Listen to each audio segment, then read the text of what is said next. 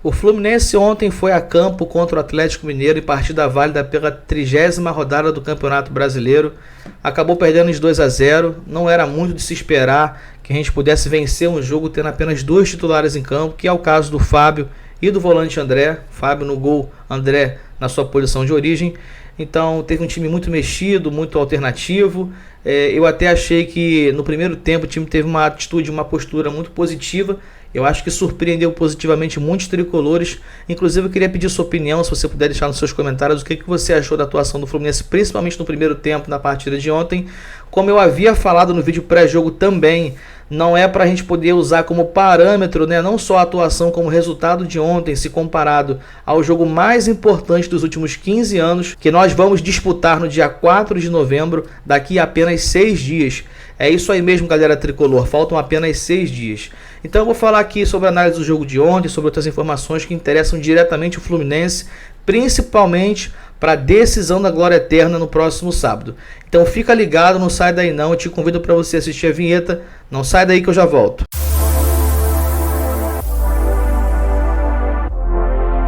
Galera tricolor, queria pedir aqui mais uma vez, se não for muito incômodo, deixar um like, se inscreve no canal, ativa a notificação. Diariamente nós colocamos conteúdos aqui no nosso canal Conexão FFC, então fortalece aí. Dá a voadora no peito do like, só clicar aí no like aí pra gente poder cada vez mais recomendar vídeo para outros tricolores também. Ativa a notificação, se inscreve aí para dar uma moral pra gente, beleza? Conto com vocês. Pessoal, ontem foi uma partida até que sinceramente no primeiro tempo teve alguns ingredientes ali especiais. O Fluminense não comprometeu muito com o seu sistema defensivo, até foi uma marca positiva porque o Fluminense vinha tomando muitos gols, 2, 3 gols no primeiro tempo, principalmente nos primeiros minutos. Contra o Bragantino a gente tomou 2 bolas na trave com menos de 4 minutos, contra o Corinthians também teve outras falhas ali, tomamos 3 gols, contra o Goiás também, com 20 minutos de jogo já estava 2-0 para os caras, com mais uma chance inacreditável que o Goiás perdeu, e jogando com um time com maioria de titulares. Ontem jogando mesmo com David Braz e Marlon na zaga, que é os zagueiros considerados reservas do Fluminense, eu não vi nenhum lance comprometedor no primeiro tempo. Eu sinceramente fiquei muito surpreso positivamente com a atuação do nosso time no primeiro tempo, apesar de muitas peças ali que eu acho que nunca jogaram juntos, né? Ontem Léo Hernandes teve a sua oportunidade, infelizmente não teve um bom futebol, mais uma vez. O John Kennedy entrou jogando, né, de titular, já tinha um tempo que ele não era relacionado para nenhum jogo por conta da pubalgia. E se não fosse aquele milagre que o Everson fez no finalzinho do jogo, o Fluminense teria pelo menos diminuído o placar. O John Kennedy teve uma atuação muito convincente, muito positiva, né? Sinceramente, o John Kennedy, ele tem vaga no nosso time titular. Agora a dor de cabeça que o Diniz tem é saber quem que ele vai tirar, né? Um lance curioso também ali, que ficou um pouco chato na partida, foi a discussão entre David Braz e o Keno.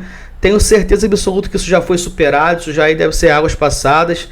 Tenho certeza que esse elenco está muito unido, motivado e focado para a decisão do dia 4 de novembro, né? A gente não sabe qual foi o motivo que ocorreu aquele desentendimento, até porque o Keno nem jogou, nem entrou em campo, né? Mas sim o David Braz.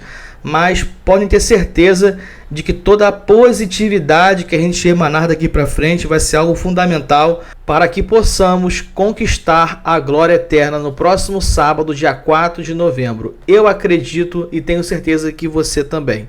Pessoal, para poder continuar aqui nessa narrativa que eu acabei de falar sobre emanar notícias positivas, eu gostaria de compartilhar com vocês aqui uma notícia muito importante, né? Que já é uma coisa que não nos surpreende muito, né? Mas é bom ser falado. O Nino ontem ele fez uma entrevista ao Esporte Espetacular falando sobre como está sendo, né, o avanço do tratamento da lesão que ele sofreu recentemente, né, entorse no joelho no treino da seleção brasileira. Então eu vou ler para vocês aqui a íntegra da matéria. Nino revela a noite em claro, mas tranquiliza a torcida do Fluminense. Abre aspas, provavelmente vou estar na final. Fecha aspas.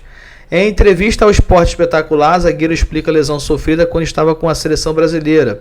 Agradece a ajuda da fisioterapia pelo tempo curto de recuperação e repassa a vida no Fluminense. Nino não dormiu bem na noite do dia 14 de outubro, quando sofreu uma entorse no joelho esquerdo enquanto treinava com a seleção brasileira de Fernando Diniz. O zagueiro e capitão do Fluminense pensou nos 21 dias que se separavam a dor daquele treino para a final da Conmebol Libertadores contra o Boca Juniors. Agora, pouco mais de 2 semanas depois do estiramento do ligamento cruzado posterior, está otimista para a presença na decisão. Eu não vou colocar aqui esse vídeo, pessoal, porque aqui pode ter um copyright, deve estar protegido por direitos autorais, então eu prefiro não correr risco do canal que poderia sofrer de repente um strike, né? Continuando aqui na íntegra, ele diz: e aí foi a noite sem dormir, porque só ia saber no outro dia. Naquele momento, tudo isso poderia ter acontecido, né? O caso de uma lesão mais grave. É muito difícil cravar, mas eu acho que não corre risco. Pelo andar da carruagem, pela maneira como eu estou evoluindo, se as coisas correrem como planejado, provavelmente eu vou estar na final sim. Disse o zagueiro tricolor em entrevista ao Esporte Espetacular. Veja a matéria completa no vídeo acima. Como eu acabei de falar, eu prefiro não colocar para não sofrer nenhum risco aqui de tomar um copyright aí do YouTube. Então aqui ainda diz o seguinte: a lesão foi grave e normalmente é necessário de 4 a 6 semanas de recuperação, mas não precisou de cirurgia. Nino iniciou a transição nesta semana e passou a treinar com bola junto dos jogadores que não viajaram para Belo Horizonte para enfrentar o Atlético Mineiro. O coordenador do departamento médico do clube, Dr. Douglas Santos, também tranquilizou e deixou a torcida otimista em ter o capitão em campo na final. Pessoal, eu acho que são essas notícias que nós devemos ter como alvo para poder a gente pensar na partida contra o Boca no próximo sábado. Tudo que for positivo devemos explorar ao máximo. Então teremos sim nosso time completo, se Deus quiser. John Kennedy, como eu acabei de falar agora há pouco, teve uma atuação ontem muito convincente, jogou mostrando estar totalmente recuperado da lesão que ele sofreu recentemente da pubalgia.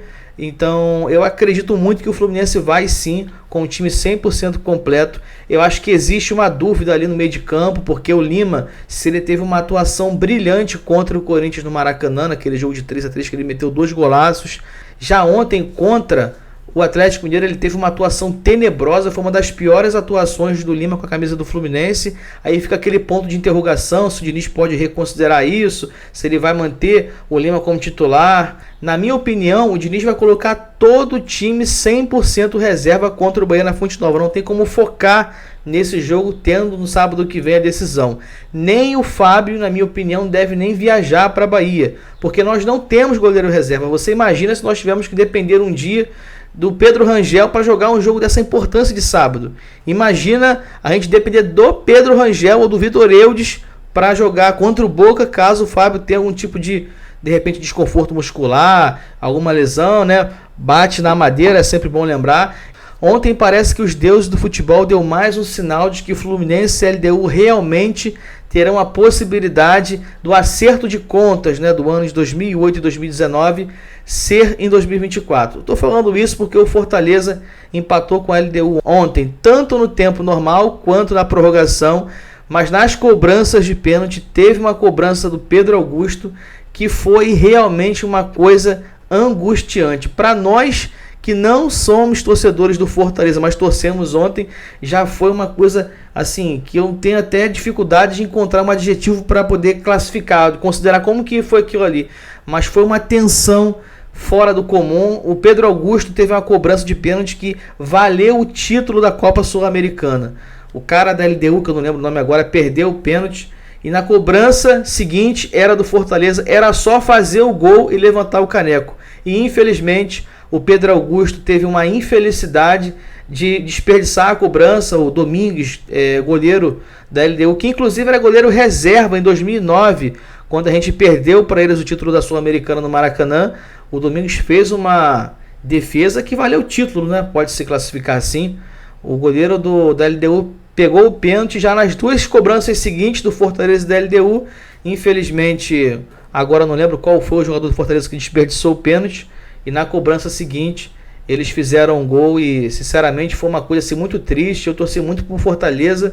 Por uma cobrança de pênalti, o Fortaleza não conquistou o seu primeiro título internacional e ficou com a LDU. Eu acho que isso é mais um recado, mais um sinal que os deuses do futebol mostram, né, de que o Fluminense tem tudo para poder fazer uma reparação histórica, né? Eu acho que os deuses do futebol estão fazendo com que o Fluminense e a LDU se encontrem para a gente poder ter, sim, um acerto de contas e a gente devolver para eles o que eles nos proporcionaram no ano de 2008 e 2009.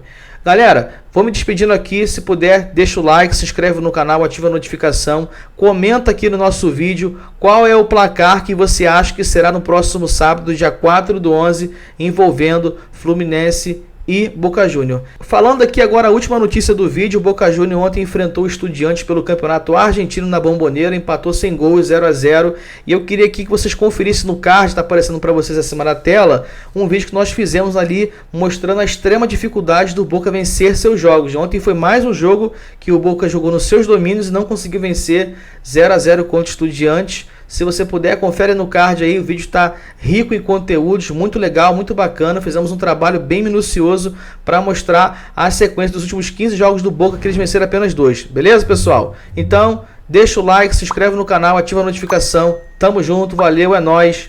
Vitória Fluminense!